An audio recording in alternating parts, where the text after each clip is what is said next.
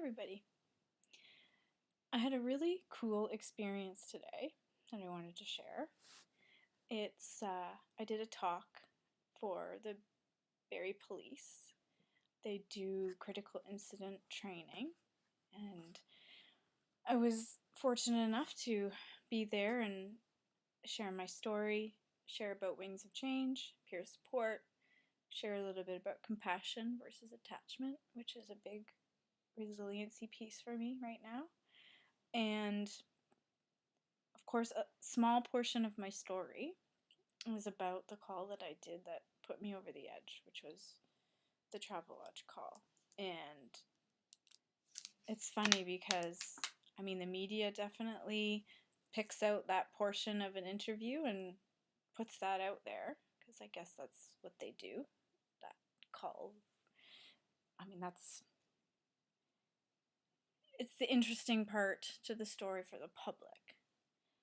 But it's barely any part of my story, really. The call itself is irrelevant, truly.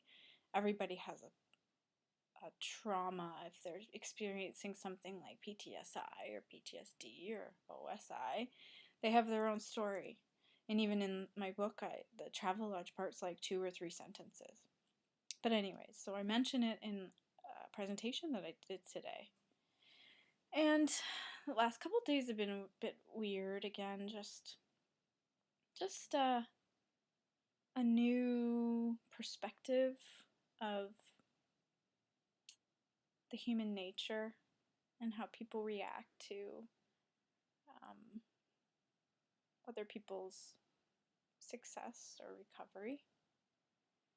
And today, just like always, the universe seems to show me something that reaffirms that what I'm doing is the right thing, and that I'm on the right path, and that I just have to keep on keeping on.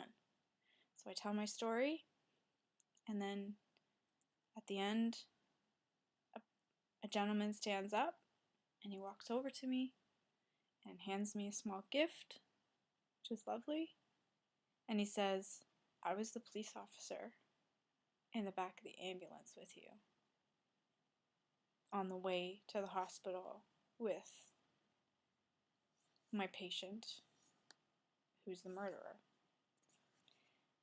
It was a random selection of who would give me that gift today. My jaw was on the ground. I remember hearing what he said that day because he was sitting behind me on the bench seat, but I don't remember what he looks like. You could have put 1,000 police officers in front of me, and I still wouldn't have known who it was.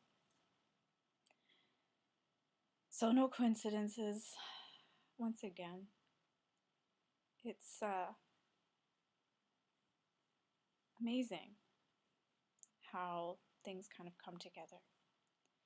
But just again, I want you to know that the story that I'm sharing isn't about my trauma being any more important than anyone's. It's not even close to what this is about. It's about me sharing how I got better, and how even though I can't be a paramedic anymore, which rips my heart out every single day, I'm still able to help people, and that's so great. And why wouldn't I do that? And it's been, a book came about organically, that I met a friend who supported me, and she knew a publisher, and we clicked, and that's what happened. And what a great new avenue to be able to share a story of recovery, and a story of what it's what it's like to live inside the mind of someone with mental illness when I lived in hell.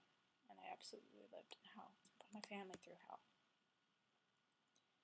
So, cool story. I got to meet that police officer today. Got to see that he was well, which was really amazing. And I hope that you're inspired to tell your story too one day. And in the meantime, I'm here to support you and give you resources that I can, and Wow, Lollers. Oh my god. This is Lollers. Hi, Lollers. What are you doing? What is it? I'll always be here for you, even if you're sick and tired of seeing my face or anything.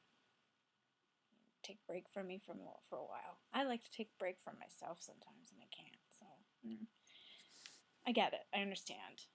But regardless, I'm still going to be here for you. And I wish you happiness, and I wish you well. Because that's what this journey is really all about, learning how to do that. All right, have a good night. Bye.